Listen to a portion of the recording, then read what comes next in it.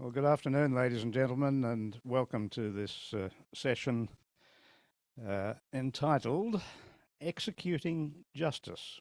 This is becoming the death centre of this conference this afternoon for those who were in the previous session about autopsies. Well, we're going back in time a little bit to just before the autopsy, before we get to that point, and examining some of the things that have happened. Now, you've probably heard the housekeeping announcements a number of times already in your presence at this conference, but just remind you to put your phone onto silent or to turn it off. And if there is an emergency, that's the way we go out, through that door down at the front. With that, I think we'll move into the program, and I acknowledge that we are on the traditional lands of the Gadigal people, the custodians of this country, and we acknowledge their elders past and present, and a very strong welcome to any First Nations people who are present in the audience. This session will have two speakers, and I will introduce them in just a moment, and we will leave at least 15 minutes before the hour expires, so that if anybody has any questions or comments that you would like to make, there'll be an opportunity for you to do that then. My name's Nicholas Cowdery. I'm a former Director of Public Prosecutions for New South Wales. I've been in crime for over 50 years. Yeah, I've got to work out how to say that properly. And we are here to talk about the book An Uncommon Hangman, which is available out in the hall out the front if anybody is interested. And we have with us the author, Rachel Franks, who in her spare time, when she's not writing books, is the coordinator scholarship here at the State Library. So one of the very important staff members of this organisation in which we are meeting. The book tells the story of the life and deaths, plural, of Robert Howard, known as Nosey Bob. Very Australian sort of thing, you know, if you've got red hair, you're called Bluey. If you're very tall, you're called Shorty. And if you haven't got a nose, you're called Nosey. And that's exactly the case with Nosey Bob. I think Rachel identifies probably the best account of how he lost the major part of his nose as having been the result of a kick by a horse. Perhaps not surprising, because when he came to Australia, he was originally a horse cab driver and worked with horses quite a lot. But he was born in England in 1832, and he came to Moreton Bay initially and then to Sydney. And the story is told of his life and the life of his wife and his children and his grandchildren to set the scene for his occupation. In 1876, he became assistant hangman for New South Wales. And in 1877 through to May of 1904, so for 28 years, he was the principal hangman in New South Wales. In that time, he was responsible for 62 hangings of people whom he described as his patients. Wonder what Joe DeFleur would think about that. Anyway, there were 62 people executed. There were 4 double executions that took place, and only one of those people was a woman. All the rest were men. The dangers of being a hangman were that you might muck up your job. The objective of the exercise was to place the rope and the knot in the right place and to have it properly prepared so that when the trapdoor opened and the body dropped, the vertebrae would be severed and there would be more or less instant death. But it didn't always work that way. And the risks were, as Rachel writes about, the risk of strangling, falling to the end of the rope and hanging there for 20 minutes before you die, or the risk of decapitation. If the drop was the wrong length, if the physical strength of the body was such, the head might come off. And so being a hangman meant that you had to comply with very exacting standards.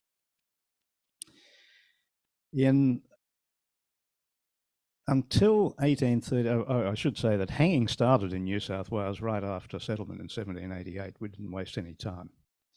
And it was obviously intended to be a deterrent, I think, because people were hanged for theft in a remote outpost such as Sydney Cove. Stealing property and so forth was very detrimental to the new settlement. So hanging started straight away, and until 1835 it was carried out in public.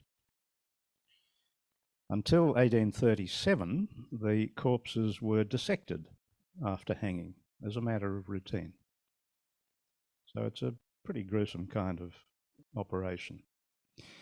The movements to abolish the death penalty in New South Wales began pretty much right from the start, and there were stronger movements in 1859 to 61, in 1870 to 73, and in 1889 to 1900.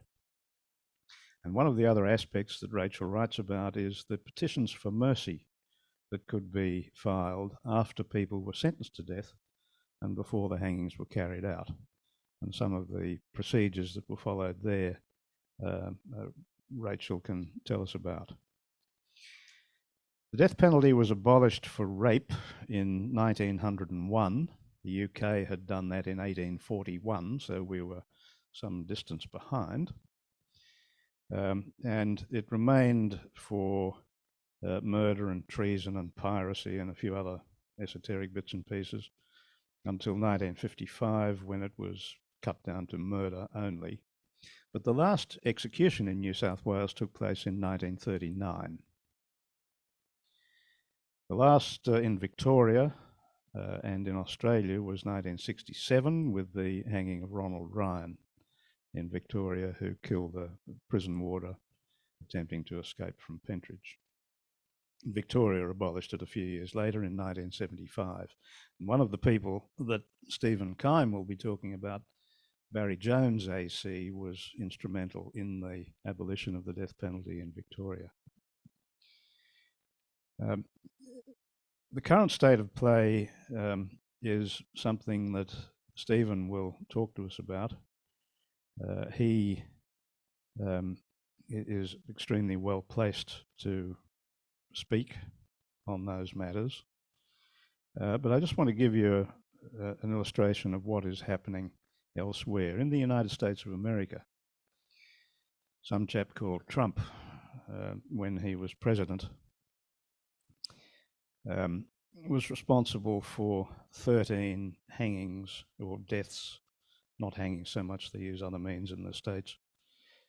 He was responsible for 13 executions occurring during his 4 years as president, which was the most under any president in 120 years.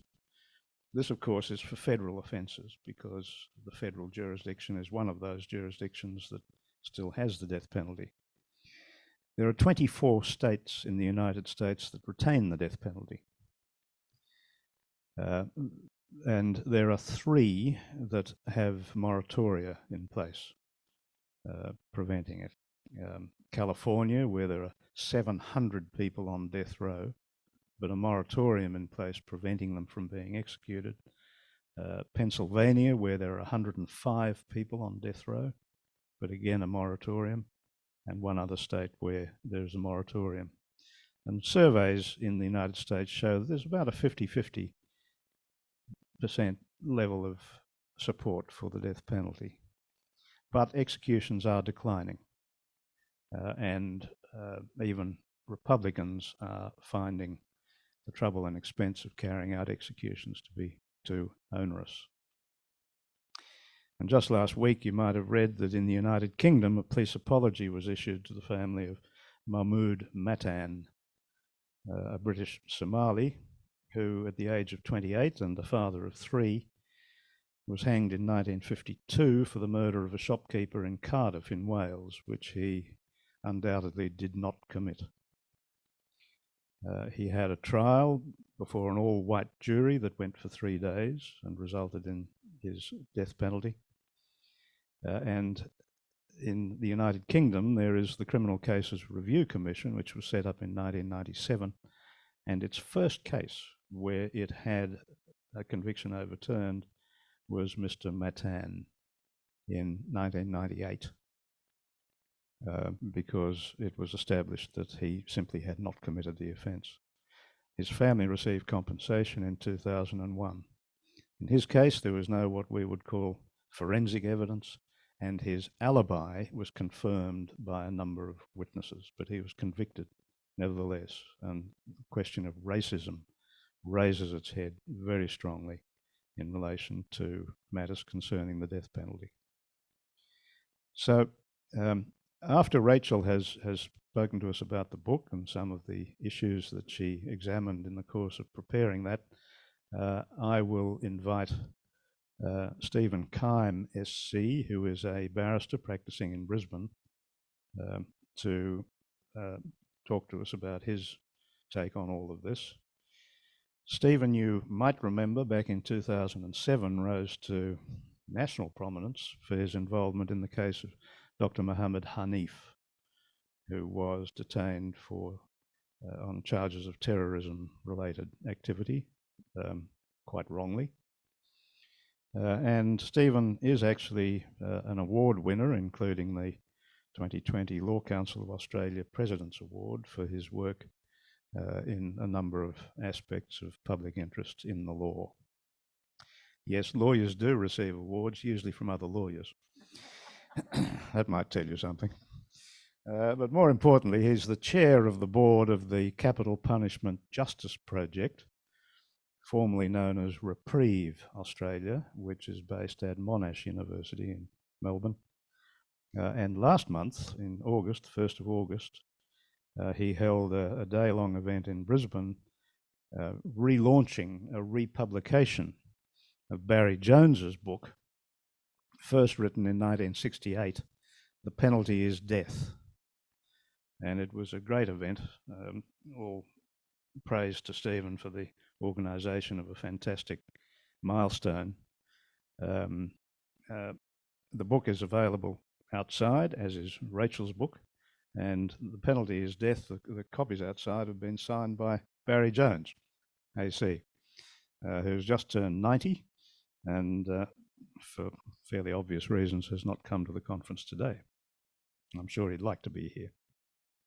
But in The Penalty is Death, and I'll finish my comments with this, there are passages written by the most amazing collection of people over the centuries opposing the death penalty internationally. And it's a great anthology, a great collection of work, and Barry put it together, as I said, in 1968 while they were still campaigning for the abolition of the death penalty in Australia, and hopefully it was very effective in that eventually successful campaign. But there are a couple of quotes, and I'll just give them to you very quickly. There was a former Archbishop of Paris in the mid-20th century, last century, Cardinal Francois Marty. And he said this: "If a man does no longer act like a man, the community must refrain from following him. Each time a human being is treated as a non-human being, then every human being is threatened. Any individual who commits an act of violence against another individual is degrading mankind. If we want to safeguard the concept of human beings now being threatened, we must resist the temptation of retributive anger." Can man, that imperfect being, be expected to render perfect justice? In that respect, could capital punishment give a notion of perfection to the justice of human beings? Some very important questions raised there. And in the 16th century, going way back, again in France, Michel de Montaigne, the great French essayist and magistrate, set out his reasons for opposing the death penalty. Judgments normally inflame themselves towards revenge out of horror for the crime. That is precisely what tempers mine. My horror for the first murder makes me frightened of committing a second. And any loathing for the original act of cruelty makes me loath to imitate it. And so with those introductory words, I hand over to Rachel to tell us about the book. Thank you, and thank you very much for coming along this afternoon. I too would like to acknowledge the land of the Gadigal people, where I live, work and write, and I thank everybody involved in Bad Sydney for the kind invitation to be here this afternoon, and to Nicholas and Stephen for sharing a stage with me to talk about this rather grim topic on a sunny Sydney afternoon on a Saturday. So how did someone like me, sort of not quite a stereotypical librarian, but I've been told I come quite close, end up researching so much violent death? And I've actually been in crime for a very long time as well. Not as long as Nicholas, but certainly quite a few years. And the question I'm most often asked is, why don't you research something nice, dear?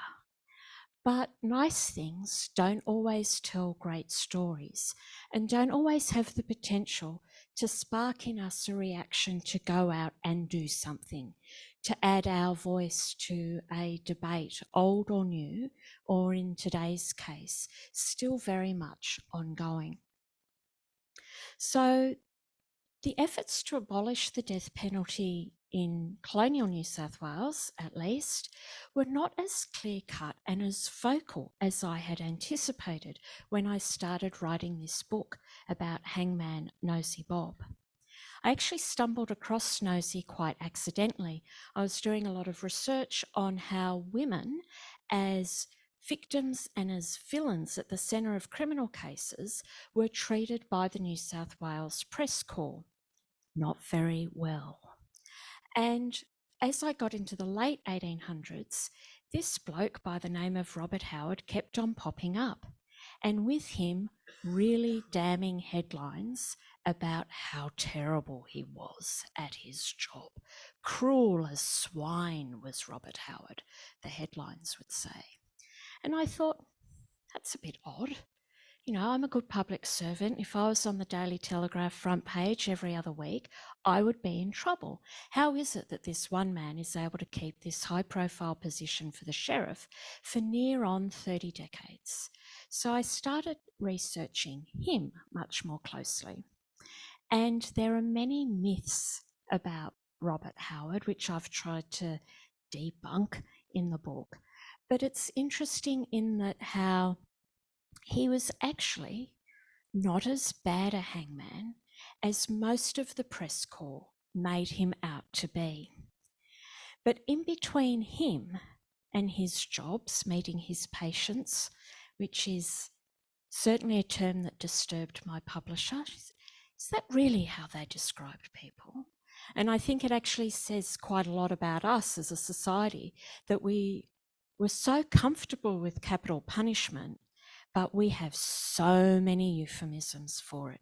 We don't actually like to say the death penalty, especially in colonial newspapers. Later on, as the abolitionists start to get the upper hand, we do become more comfortable with that terminology, and we use it to startle people into action. So while I was writing this book, I wanted to show that story, which has not been told very often from that colonial New South Wales perspective before.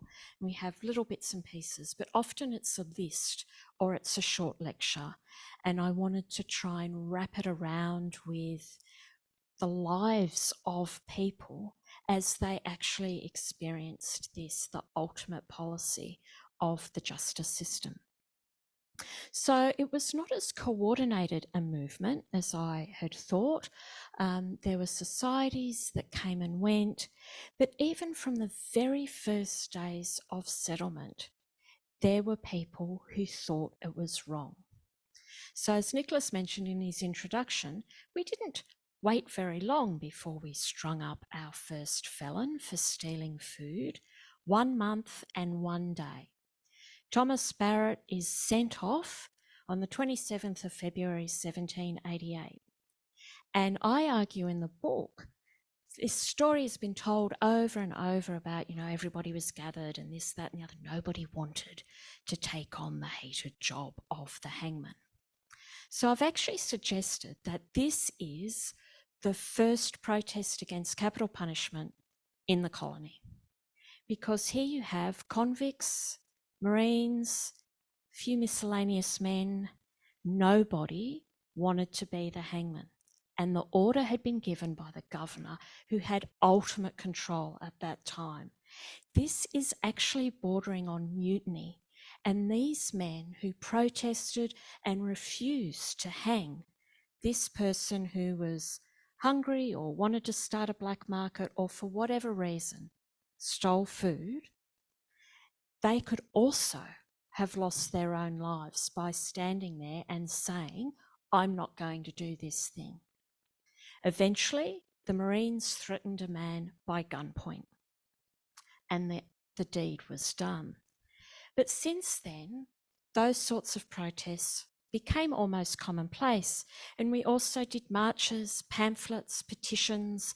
We did all sorts of things to say, stop and don't do this thing.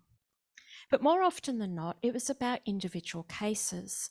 It seemed that for the average person in New South Wales, it was much easier to focus on one argument than to try and bring about legislative change. So petitions were one of the great tools, and they were some of the most moving documents that I saw in the archives while I was researching this story about Nosey Bob. And you have, very important politicians, king's councils, posh addresses of Sydney listed on these petitions. You also have little X marks and, near the station. And it's extraordinary how everybody felt entitled to have this voice that I mentioned earlier. And these are not just little anonymous petitions that we get to sign now via email. Click here, add your name and address. What's your postcode, madam? These are people invested in this policy change, and they would set up signing stations at Town Hall and other transport hubs. They would go door to door looking for people. There's one petition that was trying to get a reprieve for 3 men, all convicted of rape. An Aboriginal man by the name of Alfred and 2 white teenagers, Medcalf and Wilkinson. And in an early example of black and white justice, the Aboriginal man is hanged on much flimsier evidence than the 2 white boys who are given a reprieve. But there was a petition that ended up being 203 feet long, almost as tall as the tallest building in Sydney at the time, the Garden Palace. Similarly, with the only woman that Nosey Bob hanged, Louisa Collins, hundreds and hundreds of people gathered to sign and protest. Now, a reprieve, the prerogative of mercy back in the day, was only a reprieve from punishment. It did not reverse a verdict the way a modern court of appeal might, but nobody was complaining. People were just trying to stop people from getting hanged, and certainly the people whose necks were at risk were trying to stop the hangman coming along as well. Of course, the greatest argument for abolition is hanging an innocent person. And there are quite a few people that are innocent that Nosey Bob deals with in this book. And one case in particular was quite new to me. George Archer was done for rape and murder. And I don't know what it was about this case that I hadn't come across before, but I became convinced he was innocent. And I remember feeling quite ridiculous at my desk at home. I knew that he was on the list. I'd defined the list and Nosey's career before I started doing the individual cases. But I suddenly became quite desperate to find another outcome. And I'm having dozens and dozens and dozens of Trove articles open, trying to have a different result for this one man. And I'm there saying, don't do it, Nosey. Anyway, spoiler alert, he does do it. But I remember thinking of the weight of those people who are fighting for change. So one of his lawyers is a man by the name of Richard Marr, who ends up being, he's got a controversial career, but he ends up being the first Labor Lord Mayor of Sydney. And he's down in the yard as a witness at Darlinghurst Jail. And Archer sends for him, I would like my lawyer, please, and I would like you to hold my hand so that I may face this more bravely. The pressure to win a case, I can't imagine what those legal teams went through. And of course, it was interesting that one of the great tools for abolition, and ironically a tool that was quite effective, was the hangman himself. The noseless hangman, was it a horse's accident or was it something else? He was monstrous, right? Here he is, this disfigured man that parades around Sydney, makes no attempt to hide his deformity. He is the monster. He is to blame. And the press corps do an amazing job of laying everything squarely at his feet. But in one respect, it actually did the abolitionist cause quite good, because it's easier to stare down one man than an entire system. It was easier to say, he can't do that thing, than all of you people over there, if you could just kindly change the law, please, and do it in the next sitting of Parliament. So writing his biography became increasingly complicated, because unlike a lot of biographers who start out quite liking their subject and then disliking them quite a bit along the way, I didn't really care for Nosey Bob when I started. I thought, oh yeah, you're a thug like some of the other hangmen that I've looked at. But I actually grew to admire his resilience and dignity and why he was in this business. But if I humanise him in the biography, am I then explicitly endorsing what he does for a job? Am I saying, oh, it's actually okay that he hangs people every now and then? He's just a bloke providing for his family. So I had to be quite careful and quite honest. So Dear Old Nosey is in the book, but his flaws are fully exposed as well.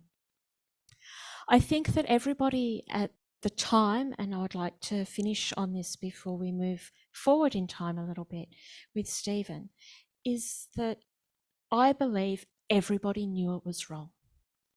But I think that for the people that wanted to hold on to it, the retentionists, they just didn't know what the alternative was. Incarceration seemed insufficient for some of the crimes that came across benches in colonial New South Wales. But there is, by an extension of the euphemisms that the public and the press would use, there is with the death penalty an extraordinary outsourcing of blame. Everybody has someone else to blame. Dear Old Nosey just says, I only do with a rope what judges do with their tongues. The judges are just doing what the politicians have told them to do. The jurors are just doing as instructed. They're just saying guilty or not guilty, Your Honour. And the people on the street are saying, well, what can I do? What can I do to change the law? Not much. I am just one person. But as we've learned, one person can be enough. And I'll pass over to Stephen. Thank you.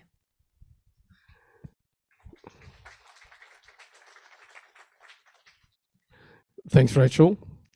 Thank you to Catherine Menajay and her team for putting on the festival and inviting me to be part of this session. And thank you to Nick and Rachel for having me with them as part of the session. Thank you to Rachel for producing such a wonderful book and the interesting discussion that she and Nick have already provided. I want to say a few words about Rachel's book. I'll say quite a bit about Barry's book, The Penalty is Death, and hopefully I can mention a third book in the trifecta of your reading about the death penalty, a book published by Mike Richards in 2002, The Hanged Man, which is about Ronald Ryan and his life and death. So, to an uncommon hangman and Nosey Bob Howard. I think it is very important that we write and read and know about the death penalty.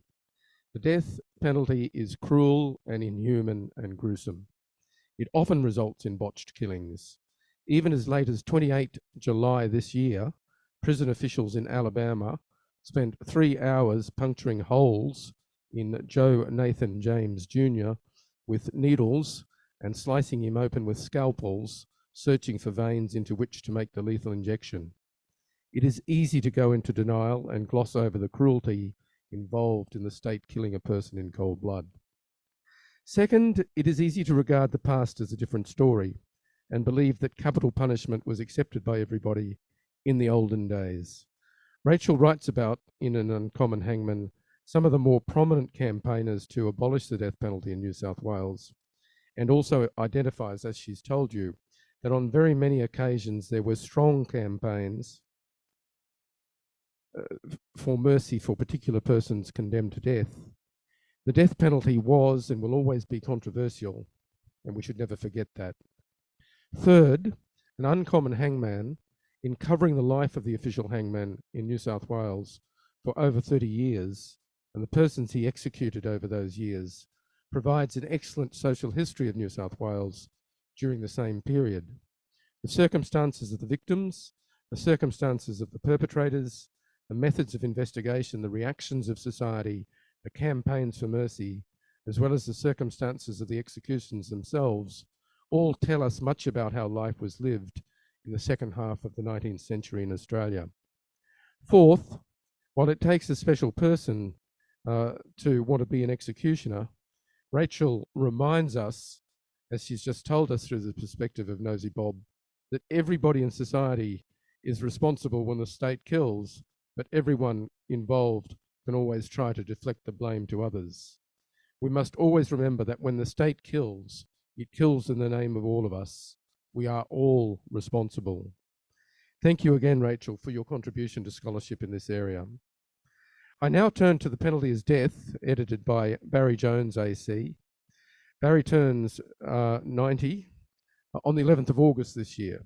Some of us may be too young to have spent our childhoods watching Barry perform as an absolute super quiz star on Bob and Dolly Dyer's massively popular show, Pick a Box. Barry has been declared a national living treasurer by the National Trust. Barry has been a lifelong campaigner against the death penalty. In the lead up to the hanging of Ronald Ryan on 3 February 1967, Barry was secretary of the Victorian Anti-Hanging Committee, and with many other Victorians at the time, did everything he could possibly do to convince the Victorian government led by Henry Bolte to relent and spare Ryan's life. In the wake of Ryan's hanging, Barry Jones carried on the campaign for abolition in Victoria. As part of this campaign, he edited a book called The Penalty is Death, which was published in 1968 by Sun Books, a publishing venture of 3 former Penguin employees, Geoffrey Dutton, Max Harris, and Brian Stonier. And certainly the first two went on to become quite famous in public life in Australia in the years that followed. Barry was a member of the Victorian Parliament in 1975 when abolition of the death penalty passed through both houses and became law. His speech in that debate is one of the additions to the second coming of The Penalty is Death. About 2 years ago, and this is my story of the book, about 2 years ago, a friend of mine, Frank Mannix, sent me a copy of the 1968 edition of The Penalty is Death. I was transfixed. It was an amazing collection of the best writing against the death penalty ever written. Charles Dickens, Albert Camus, George Orwell, Arthur Koestler, the great American advocate Clarence Darrow, and among many others, the Italian philosopher Cesare Beccaria, writing way back in 1764. Beccaria was an Italian economist and philosopher whose book on crime and punishment argued for a rational approach to punishment as opposed to seeing it as divine punishment.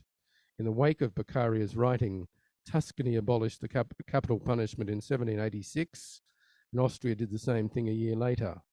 Meanwhile, as Rachel's book points out, a fleet of British prison ships were bound for Botany Bay on a mission to establish a 179-year history of hanging people by the neck until they were dead. As I worked my way through the chapters, an unusual but not surprising thing happened. The 50-year-old glue gave way, and the book began to go to pieces in my hands. I took to carrying it around in a rubber band to avoid losing the pages and my place in the book. It was then that I had the idea that this book needed to see a new lease of life. It was such a valuable collection of books, such a valuable collection of works, that it needed to be made available to a new generation of readers and students and activists, like you people. I wrote to Barry and told him I wanted to arrange for a new edition of The Penalty is Death. He was very supportive. I found out that Macmillan had swallowed up Sun Books in 1981, so I wrote to Macmillan. After several attempts to make contact, you know how you write those emails through the website and nothing happens, and some inquiries around the traps, I found somebody there who told me that there was no impediment to a new edition being produced. All the permissions and the copyright vested in Barry. I then made inquiries of typesetters. It turned out that skilled people can scan a hard copy of an old book and turn the PDF obtained into a Word document that then can be edited and updated. I obtained quotes from the printers. Best of all, I found a publishing editor who, for a very moderate fee, took all of those logistical questions off my plate. Barry Jones worked tirelessly rewriting and updating all the introductions to the chapters and also his overview chapter at the beginning. We added his speech in the Victorian Parliament and a speech by our third author, Mike Richards, made on the 50th anniversary of Brian's death. I found 3 terrific people each to write an excellent foreword for the new edition. Michael Kirby, AC CMG, wrote a brilliant piece linking the movement towards abolition and the growth of international human rights. Richard Burke, a wonderful Australian barrister from the Victorian Bar, who has spent the last 20 years based in Louisiana working on death penalty cases in the south of the United States, wrote about his own experiences in witnessing the execution of his client Jackie Elliott in Texas in 2003, and the profound soul-deep sense of how wrong capital punishment was that he felt at the time and has felt ever since. And Julian McMahon AC, who acted for Andrew Chan and Myron Sukumaran, wrote about the men that inspired him in his efforts to oppose the death penalty, including Barry Jones, Michael Kirby, Richard Burke, and Jack Galbally. The latter's great persistence saw him introduce a bill to abolish the death penalty into the Victorian Parliament 15 times between 1956 and 1974.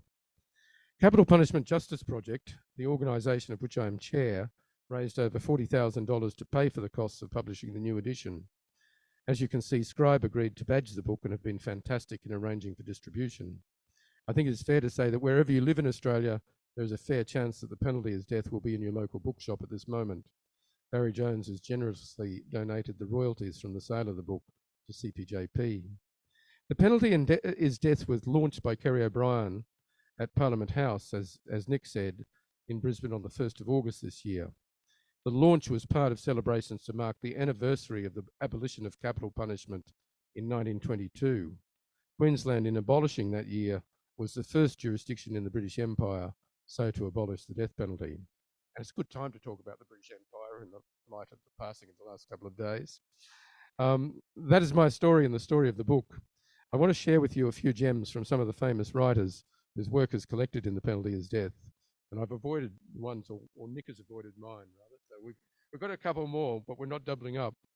In his foreword, Richard Burke quotes Reinhold Niebuhr for a phrase that becomes more and more relevant the older I get. Nothing that is worth doing can be achieved in our lifetime. Therefore, we must have hope. Sir Ernest Gowers chaired the Royal Commission into the death penalty in the UK from 1949 to 1953. He explains why he has come to the conclusion that in a consideration of any discussion of the death penalty, the onus must be on retentionists to justify their position on utilitarian grounds. What he's saying is it must be a unique deterrent, or otherwise it's just not justified at all. He says, perhaps the turning point, this is quite relevant to Rachel's book, perhaps the turning point was when I learned what a large number of applications there were for the post of hangman. Any state institution, I thought, that inspires ambitions of that sort in its citizens and satisfies some of them surely does need to be justified on utilitarian grounds. And it was told by the public servants that there were about five applications a week, every week of the year in England to be the hangman. So there are some people out there who want to kill people. George Orwell wrote an essay about a hanging he witnessed as a member of the Imperial Police in Burma. Back to the British Empire again. He describes the image of the prisoner walking in front of him the 40 metres to the gallows. And then he says, and once, in spite of the men who gripped him by each shoulder, he stepped slightly aside to avoid a puddle on the path. It was curious, but till that moment I had never realised what it means to destroy a healthy, conscious man. When I saw the prisoner step aside to avoid the puzzle, I saw the mystery, the unspeakable wrongness of cutting a life short when it is in full tide. This man was not dying, he was alive, just as we were alive. He and we were a party of men walking together, seeing, hearing, feeling, understanding the same world. And in 2 minutes, with a sudden snap, one of us would be gone. One mind less, one world less. That is a very powerful passage in a very powerful essay. There's a further passage towards the end of the essay that undermines the impressions that one can get from some descriptions of some executions. Everybody, including the prisoner, tries to act in a dignified manner. The result of those efforts should not be allowed to detract in any way from the torture involved in every second a condemned prisoner spends on death row. Orwell writes as he describes the party returning to the main part of the prison from the gallows. The Eurasian boy who was walking beside me nodded towards the way we had come with a knowing smile. Do you know, sir, our friend, he meant the dead man, when he heard that his appeal had been dismissed, he pissed on the floor of his cell from fright. I hope that you'll take the opportunity to read The Penalty is Death. It'll provide you with many insights about an issue that remains of huge practical relevance to Australians, as we found out in 2015 with the executions of Andrew Chan and Myuran Sukumaran.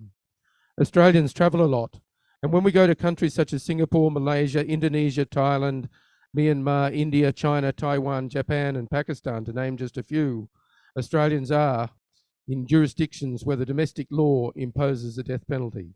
When we look at countries which are abolitionist or have long-term moratoria in place, we feel encouraged that the death penalty is coming to an end.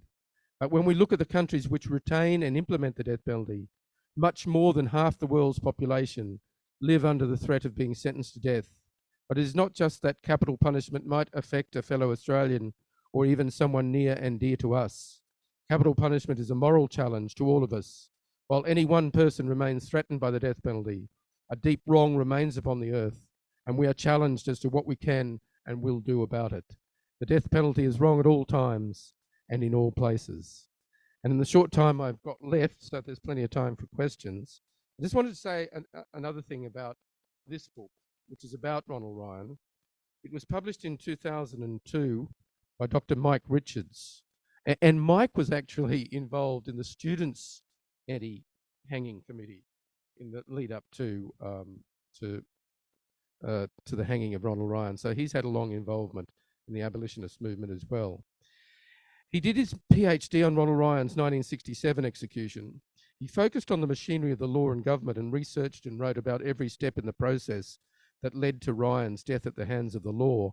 And just to take up Rachel's point about shifting blame, everybody puts a lot of emphasis on the legality of it. It's a very legal process because that's the mechanism by which we shift the blame. So The results of that research by Dr. Mike Richards are amazing. The reader gets to see Justice John Stark before and after he imposes a sentence of death, and to hear his Honour's reflections on whether he could have done more to save Ryan's life when he spoke to Cabinet. The reader gets to see into the heart of the protest movement, taking every legal and political step to change the government's mind or to prevent that mind from having its way. The reader gets to follow the debate in Cabinet as Sir Henry Bolte guides the process to its inevitable result and to obtain his much desired object of an execution on his watch. One gets to hear what the governor of the prison said to the staff at Pentridge about how to treat the prisoners in the hours following Ryan's execution. Having obtained his PhD, Mike realised that the most important person was missing from his thesis. So he embarked on another exhaustive and no doubt exhausting research project to find out everything he could about the hanged man, Ronald Ryan, hence the title of the book. The Hanged Man starts with Ryan writing his last letter to his wife and daughters on a roll of toilet paper, and it ends nearly 400 pages later with his execution. In the intervening pages, however, we still receive the detailed documentation of the legal processes that brought Ryan to his death. But we also get to read about his childhood, his wardship with the Department of Children's Welfare, his early adulthood working in the timber industry and competing in cycling road races and running the amateur club that ran those races, his early crimes as an adult, his rehabilitation in prison, his courtship, his marriage, his role as a father, his career as a serious break-and-enter operative, an addicted gambler, his escape, his time on the run, his capture, his trial, and the manner in which he faced his death. The execution of Ronald Ryan says a lot about our history, including from the places from where we have come, as Rachel's book indeed spells out for us. It tells us the dangers of populist politics, and Nick mentioned a certain American president who, those 13 executions in the United States, it took some while to get them going, but he had 13 people executed in about a 3-month period, which was the lame duck period. So after he'd already been voted out of office, he made sure that these 13 executions went ahead. It should remind us that we are just one atrocity away from an ugly debate about restoration. The Hanged Man is the definitive account of how that execution came to pass. I think we should all try to read it as well. These are 3 amazing books. I feel privileged to have said a few words about each of them. Despite my best efforts, I doubt that I have done them justice. Thank you very much.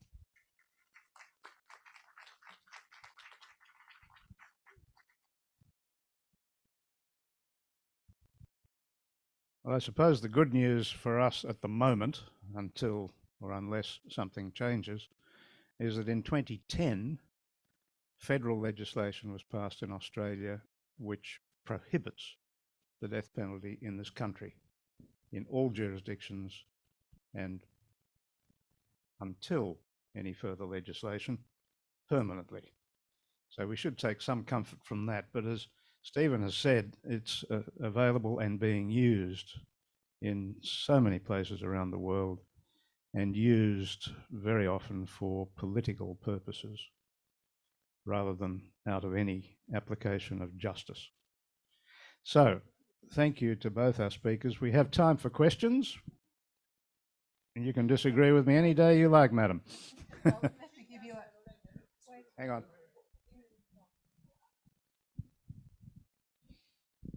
In 2011, there was a 14-year-old boy in Kalgoorlie who was riding his bike and was run down by a truck driver just because he was Aboriginal. They know who the truck driver is. That man has never been brought to justice. That's an execution. Archie Roach wrote a song for his mother, the song for Elijah.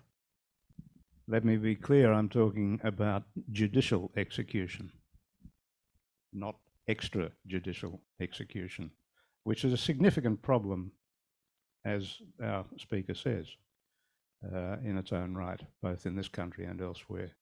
But other measures have to be put in place to deal with those. Yes. Sorry, put your hand around there. Sorry. I've got a very broad question, which is an historical question as well. Are there many or any societies that you know of, all of you on the panel, which have never had capital punishment? Or is it a feature of historically of all human societies, which has to be ended rather, if you see what I mean, it's like everybody does it until you stop it, or not? I'll make the first comment, if I may. I've just finished reading a fantastic book which has only recently been published called The Shortest History of the World by David Baker, and I recommend it to all of you. I think it should be compulsory reading for every person under the age of 20.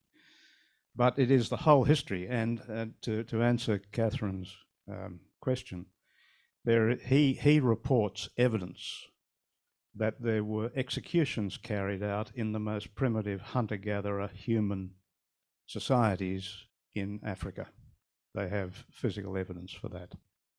So it seems to have begun pretty early. I think a point that can be made, Catherine, is that executions have become unnecessary because there are alternative means of punishment. They were perhaps more justifiable in terms of protecting society when societies didn't have any means of permanently detaining people. And in terms of your question with regard to the shifting in values, the availability of alternative means of punishment and of protection of society has had a crucial contribution to the ending of capital punishment in various jurisdictions. And it raises much more acutely the moral problems when you do have those alternatives. And I mean, the justification for capital punishment has been and has to be that it is a unique deterrent because it's no longer necessary to protect society. So it has to be this other justification that it is a unique deterrent. And no matter where you collect the statistics and when you collect the statistics, it's not a unique deterrent. People don't murder, or when people murder, they murder for reasons of irrationality that are part of our human nature. And they never think, oh, will I get 12 years or 14 years, or will I go the high jump? It has never been a deterrent for murder or for any crime. As they started abolishing capital punishment for stealing £10 notes, the offences, the frequency of the offences didn't go up. So it's never been a deterrent for any offence. One there and then one there, or either way. This is a question for Nicholas and Stephen. I'm a law student. I'm in my last 6 months, and having done criminal law, I've had the chance of reading heaps of cases, and there are several cases in my mind where I felt like the sentencing has been wrong, and I've questioned because the crimes that they have done have been so immoral that that capital punishment would have been really the only, for me personally, to have gone, how? Like, there's no way that just sitting in a cell is good enough. What would you say to a criminal law student like myself in combating that opinion?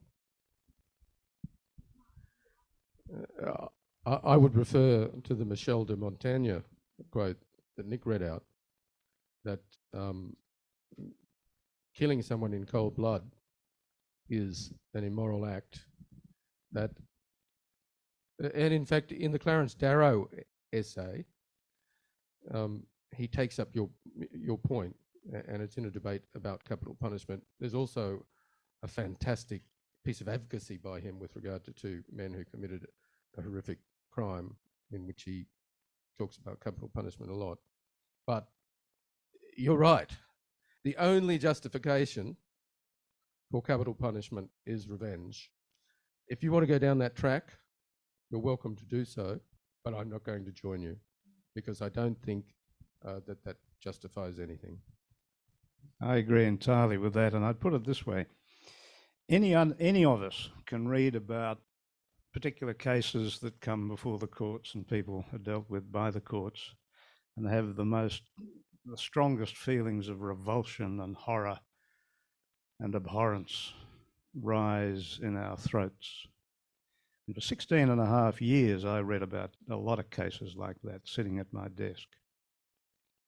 But there's a difference between an individual reacting to a set of circumstances and thinking about revenge and retribution, and a system being put in place on behalf of all members of society to deal with the horrors that have been committed in the most effective way, and in a way which is going to be for the greatest benefit of the perpetrator and for the greatest safety of the community, which is why the criminal law operates, to keep us safe.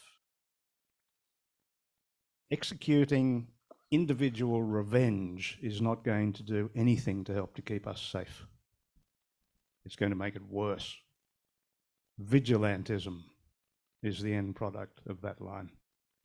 So that's how I'd answer you. And if the non-lawyer in the room is able to say, we absolutely cannot be the violence that we set out to deter.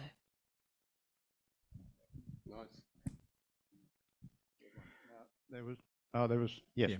I was interested in what Rachel was saying about the petitioning that went on in the 19th century.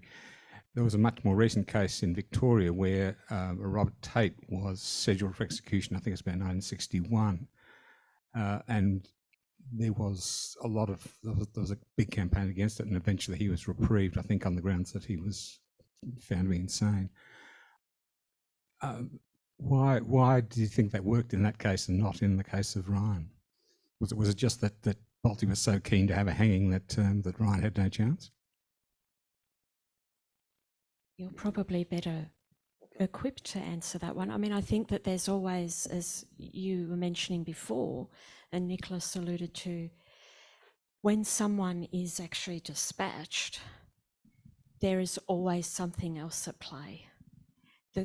And that's why the context of all these cases is so important to, read these books like the Barry Jones collection and The Hanged Man, which is extraordinary if you can sit down and have a look at that as well, because it teaches us what to look for.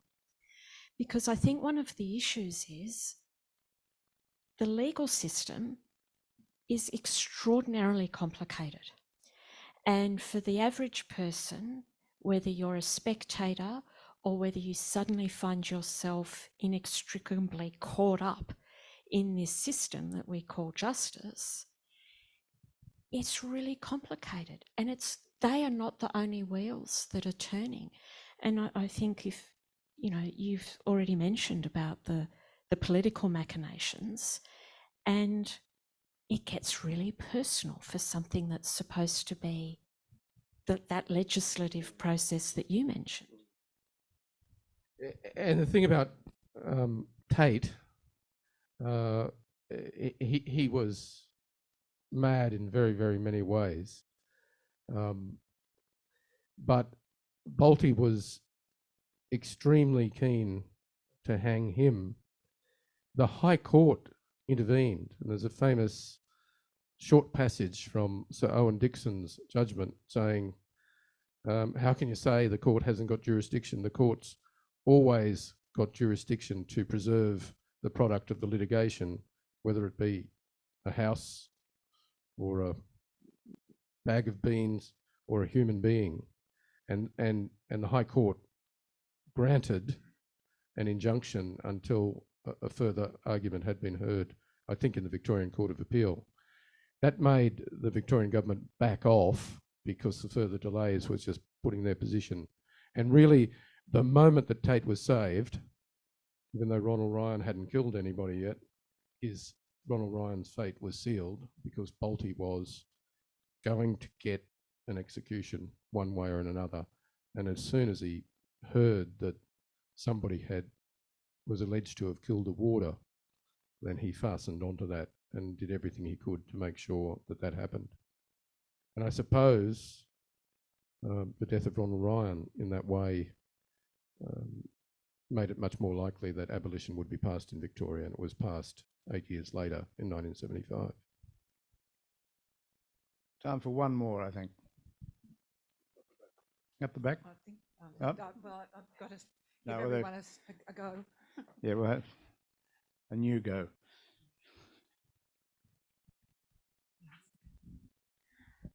I was just wondering if you could tell us, as we've talked about capital punishment and that, but we haven't actually talked on your definition of justice.